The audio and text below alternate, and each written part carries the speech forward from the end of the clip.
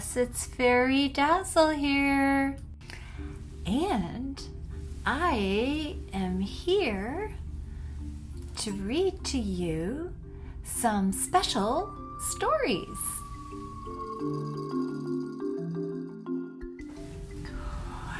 Empathy, energy, elves and fairies. Poof! Presto, everyone's merry. Now just hang on. I'll get back into my normal state. Poof! Hello, friends. Fairy Dazzle back, looking a little bit more normal. So, this story was written back in 2007. It featured my grade 4 class, and I have since changed it to feature kindergarten children. The characters still have the names of all the grade 4 students. Let's get started. Do you believe that fairies roam the forests and gardens of our world? Do you believe that with a wave of their wands and presto, positivity is unfurled? Do you believe fairy glamour can transform anything ugly beautiful? Do you know that for fairies, the protection of children and animals are their duty? If you doubt the existence of these special empathetic creatures, listen to this story about how they can be transformers and teachers. It happened in a school called Eastview Elementary. Here, the teachers and students were polite and complimentary until one day the full moon rose in all its glory and power. Coincidentally, attitudes and behaviors went edgy and sour. Students and staff were consumed with thinking, "Woe is me!" They couldn't see beyond themselves, not sharing, wanting to disagree.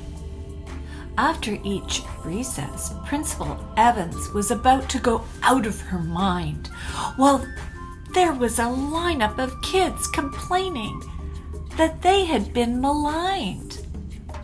Teachers grumbled that kids did not listen. Frowning, they had lost encouraging words and smiles that glistened. At the end of the day, Principal Evans, empty of energy, gave an enormous sigh. She flopped into a chair, dropped her head on her desk, and closed her eyes. I'm just going to rest for 5 minutes. My immediate work I can postpone. Her head whirled from exhaustion. She felt like she was lost in a cyclone. Suddenly, this exhausting energy stopped. Poof!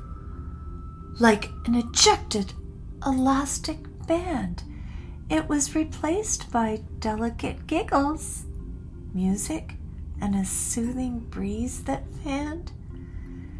In minutes, a soft mood erased the tension in her soul and aching mind. Then faint, fluttering flashes of glitter caught her side vision as the day was left behind. Rubbing her eyes, she asked, "Who are you?" raising her head. "Eastview's Fairies and Elves, reporting for duty. We can help stop this negativity before it continues to spread. We saw that today the school was spinning out of control. Selfishness might be overtaking the importance of working as a caring hole. Principal Evans looked again at the entertaining, frolicking flock. Thinking they looked familiar, seconds later, she was in disbelief and shock.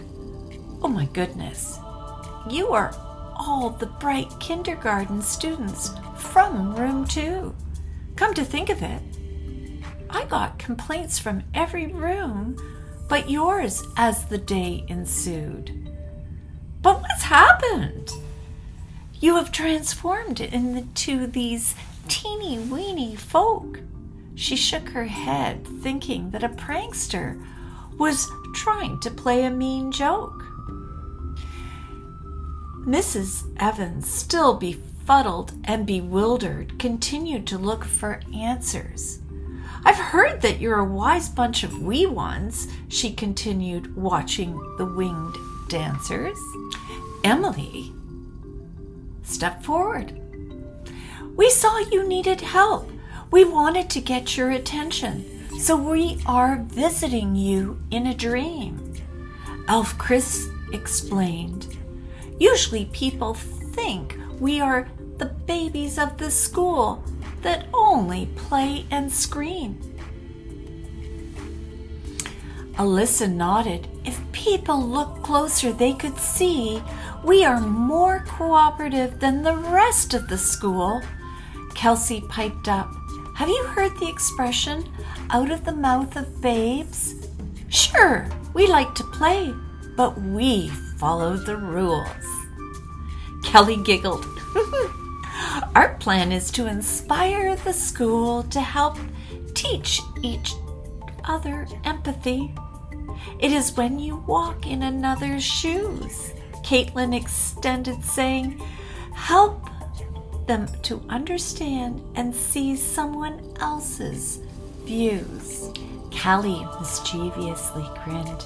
Now with fairy magic, we might switch shoes, jobs, or roles, Kristen reassured, saying, don't worry, we won't let things get out of control. In a blink of an eye, Principal Evans' memory was erased, and this merry band disappeared. Mrs. Evans woke feeling rested, peaceful, and full of cheer. The next morning, as students entered the halls, they were complaining, blaming, and nagging. Find something else to do, Rob. You can't play as well as us, he heard John bragging. Supervising, Principal Evans sighed and was about to take a step in when tiny Emily passed, stopped, and poked, taking charge. Hey, that wasn't kind by saying those mean words.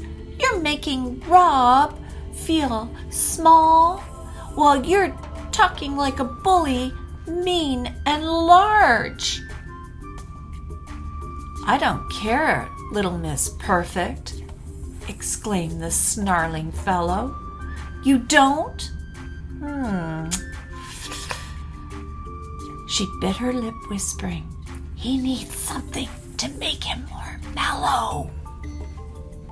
With a blink and a wink and a sprinkle of fairy dust, presto, shoes changed. Nasty John no longer had talent to throw a football, feeling a little bit confused and deranged, while Rob was throwing spirals that were accurate and great.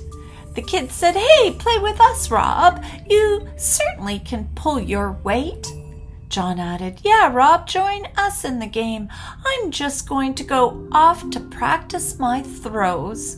Emily chuckled, thinking, it looks like they are now friends, not foes. Later that morning at an assembly, Principal Evans introduced a grade 8 girl to a gym full of students that were loud. Principal Evans held up her hand, waiting for silence, encouraging peace in the crowd. The kindergartens were sitting crisscross, applesauce, silent, hands folded in a perfect row.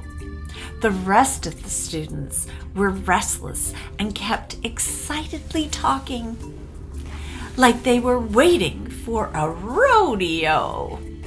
The grade eighter stepped forward, stood with her hand on her hips, and shouted, "Hey, this isn't easy to do. I need you to cooperate with me.